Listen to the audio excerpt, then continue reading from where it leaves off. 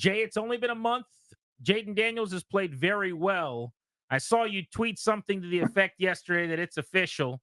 The kid is good. Can we write it in Sharpie that they got their guy, that they got their franchise quarterback, or should we not rush to judgment?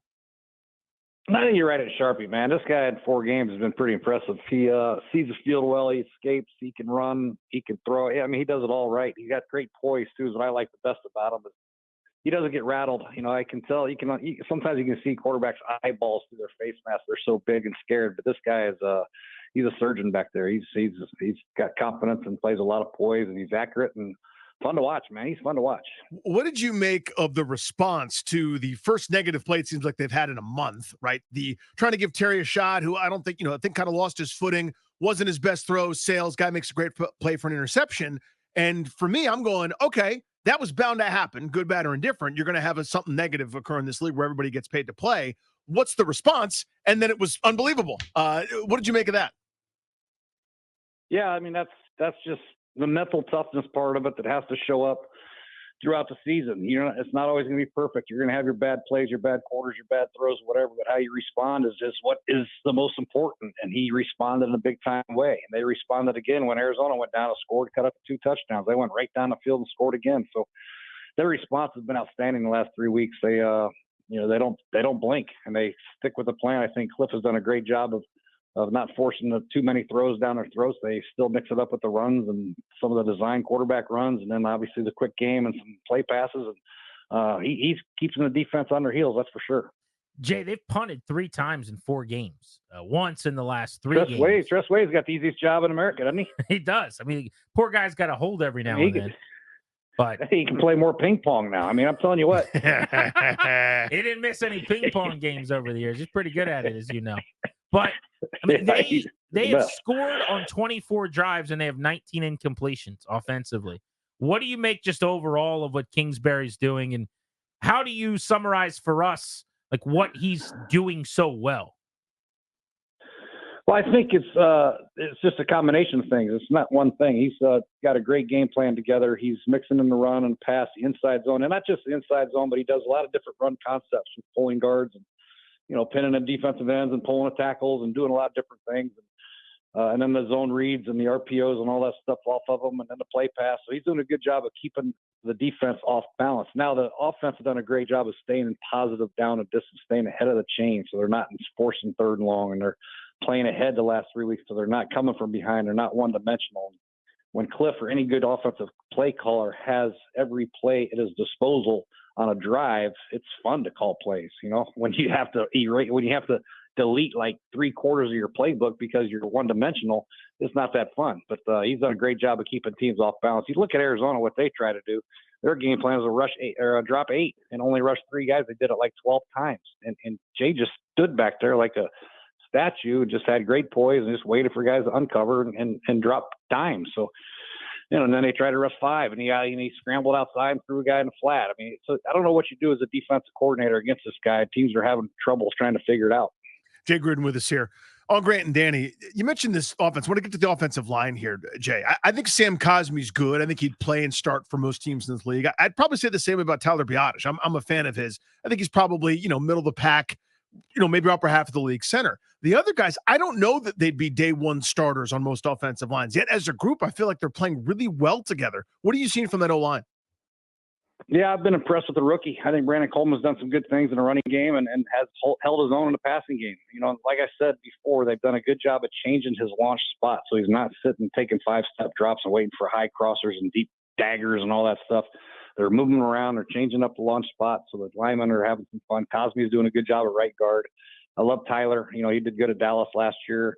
And obviously, Andrew Weiler's a veteran guy who knows how to play. And they're letting these guys come off the line of scrimmage and be physical, and they're not asking them to pass protect every time. I think the addition of Zach Ertz and obviously John Bates at tight end and the rookie tight end, they've got a now physical presence at tight end, which helps the running game, which they didn't have last year. It makes a huge difference.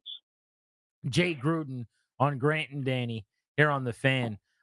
One thing I noticed yesterday more so than in the Cincinnati game, like in the Cincinnati game, whether it was the Terry deep shot or the touchdown in the corner, some incredibly low percentage generally throws that Daniels was able to drop into the bucket. and he's second in the NFL in completion percentage over expected this year. But they have the highest expected completion percentage of 73%. And when I watch some of these other teams, whether it's the Bears with Caleb Williams or whatever, it's not as easy. Like a lot of stuff around the line of scrimmage. I joke about the horizontal raid, but the expected completion percentage for Daniels this year is 73%. Now he's actually at 82 because he's plus 9%. But I guess my question is, that's a scheme thing, right? That's a Cliff thing. Your thoughts on that? Yeah, no, they do have a lot of bubble screens built into the running game, which are easy completions. James is going to get 7 or 8 of those a game. Cliff's going to dial them up, a little quick game or flats or release screens or bubble screens or, Brian Robinson on a swing pass or Eckler or whoever it is or McNichols. He's going to get 7 or 8 of those. He's going to be 8 for 8. And then the rest of them, he's going to have to make good decisions with a football. Cliff did try to get after their defense with some double posts, with some high cross, some deep throws, but Jayden did some good things with making the right decisions, just kicking out to the flat or finding a completion somewhere else. So I think his decision making has been good, is why his completion percentage is so high. He's not forcing the ball. The only ball he tried to force was the interception of Terry, and that wasn't a terrible. He just sailed it a little bit. So his decision making has been on point. He's keeping the chains moving, and Cliff's calling a good game. It's a good combination to have. Jay, talking about Cliff, what's that like going back to a place that you've coached before? I know everybody likes to tell you it's not a big deal. I know this, when I saw a girl that I dated 15 years ago, I sucked in my gut and tried to pretend that I was confident. You know what I mean? Like it's human nature, right? Oh yeah, for sure. You want to go back and, prove that you are a capable coach. When you get fired, it's no fun and people doubt your ability to coach the game. Sometimes you need a second opportunity. Maybe I could get one day. I doubt it, but who knows? But it's always good to go back to a place that you were in and kick their ass. That's for sure. I know Cliff is excited about it. And he did some good things at Arizona, but over the long haul, he didn't do a good enough job, so he let go. But now he's making his mark back again. He'll probably be head coach next year or the year after. Jay, what do you make of the receiving core down the depth chart outside of McLaurin? Now, there was so much made all offseason about they don't have enough talent, they don't have enough weapons, and they got an offense that can't be stopped right now. Zacchaeus went ham yesterday. Noah Brown's been good. We had Luke McCaffrey on the show a couple hours ago. He doesn't get a lot of targets, but he seems to be open a lot and doesn't drop the ball. What have you thought of their wide receiver group? They've been steady. They've made plays when they have to. You mentioned number 14. I still don't know how to pronounce his name. You could go with OZ. People that don't know how to say his name always say OZ. Yeah, the ex-Eagle. He did some good things. And obviously Noah Brown's a steady guy. He's got good hands. He's a physical guy. He's a presence in the running game. He's not going to drop the ball. He's not a speed merchant, but he can get open. And I think Luke McCaffrey's finding his way. He's making some plays when he has to. So obviously Terry's a big guy, and obviously Zach Ertz is one of his favorite targets. The backside of the backfield do some good things. But the key is Jayden. I think he just takes what the defense gives him. Now, eventually some teams are going to challenge these guys to play some tighter man-to-man with a spy on the quarterback, and these guys are going to have to separate somehow, some way. But they're going to play zones and loosen up their coverages and play spot drop zones. Jayden's got to find the short guy, the intermediate guys, and he's done that so far. So the key test will be when they play a good defense with some corners that can rush a passer with 4 and see who can separate other than Terry. Yeah, to that point, McCaffrey told us they really have seen very little man at all. And we were asking about he's one of the top guys in terms of separation percentage in the league. And he basically said, look, I'm just kind of finding spots to throttle it down or whatever. But he said, we really haven't played man. I just don't think they're going to see that much man. You barely see it in the league. I don't know what the percentage is generally. You'd probably know better than I would on how much man you even see. But also, it seems like teams are petrified to turn their back to Daniels. Yeah, that's why I said you have to play the spy on a quarterback. And Arizona played man, and one time they rushed 3, had a spy on the quarterback, tried to play a little 2-man, and that didn't work out. And you can rush 4, but the problem is when you rush 4 and have a spy on a quarterback, you lose that middle field player that helps with all the crossing routes and all that. So that's a problem for defenses as well. So, the teams are in a bind, man. They're in a bind with how they're going to defend this guy. But eventually, I would imagine somebody's going to be able to get home with 4 and play some man-to-man with a spy on him. But I don't know. Who knows? Maybe they won't. You're right, because Dallas really doesn't have the ability to do that. I don't think Philly does. And I don't think the Giants do. They don't have the corners to do it either. They play them next. They play them 5 more times. So I don't think they'll see much man. To your point, is this why everyone's looking for the quarterback who can run? Well, you got the combination. Well, totally. It's I mean, hard to if you find that can't throw combination. two, Yeah, but I'm saying like nobody's looking for Derek Carr anymore, right? I mean, the idea is everyone's looking for like Josh Allen, so to speak. And I know there's only a couple of those guys, but my point is this why? Yeah, because the coverages you see are limited. You don't see any two-man. You don't see any match coverage. You see a lot of different coverage with a quarterback that can't really move. It's difficult. A ton of blitzes, for God's sakes. If you got to pick up blitzes, like our blitz period used to be like forever, trying to pick up all these damn blitzes at practice because, Kirk wasn't much of a runner and you had to pick him up. But with a runner, a lot of those blitzes, they're afraid to do because if he breaks contain like he will, there's nobody there. So it's scary. Defensive coordinators, like I said before, I think the first week, I think you'll see a lot of spot drop zones, some drop eight, some four-man rushes with I try to get as many eyeballs on the quarterback as they can, and hopefully he makes mistakes and tries to force it into coverage. Jay, for the non-Jayden Daniels part of the running game, what are you seeing that's so effective? The last couple OCs here, Bieniemy never didn't really want to run the ball. Scott Turner loved running it for 2.2 yards a carry, numbers approximate. It looks like there's gaps and places to go, and it just seems that everybody's got momentum. Doesn't matter who they hand the ball off to, they're able to find some yardage there. What are you seeing in this run game that's making it so good? Well, I told you the most important thing, they added tight end presence. So I don't think the guys before Cliff had tight ends that could hold the point of attack, block the backside, be physical with the double teams, helping tackles, and do all the things necessary tight ends need to do in running games. Zach Ertz has done that in his career. John Bates is very good at it. And obviously the rookies file solid at it. So that helps. You have physical offensive line. And I like the way he's running the ball. He's doing a lot of different ways. He's running, spread them out, running inside zones. He's running outside zones. He's running some pin and pull plays, which are good. He's changing it up and doing a good job. And the linemen are pretty effective. They're not great pullers, but they're effective enough and they're getting out there. But the inside zones are getting a lot of movement. And Brian Robinson has great vision. He's finding holes. And even this Jeremy McNichols guy, he bounced one out for a 27-yard touchdown. I have no idea where the defense was, but they're hitting different gaps and they're making defenses cover every blade of grass. And if they settle down and bring everybody up and run, he'll just fire out a bubble screen to Terry McLaurin for a gain. So it's very difficult to defend because Cliff is making him defend every blade of grass.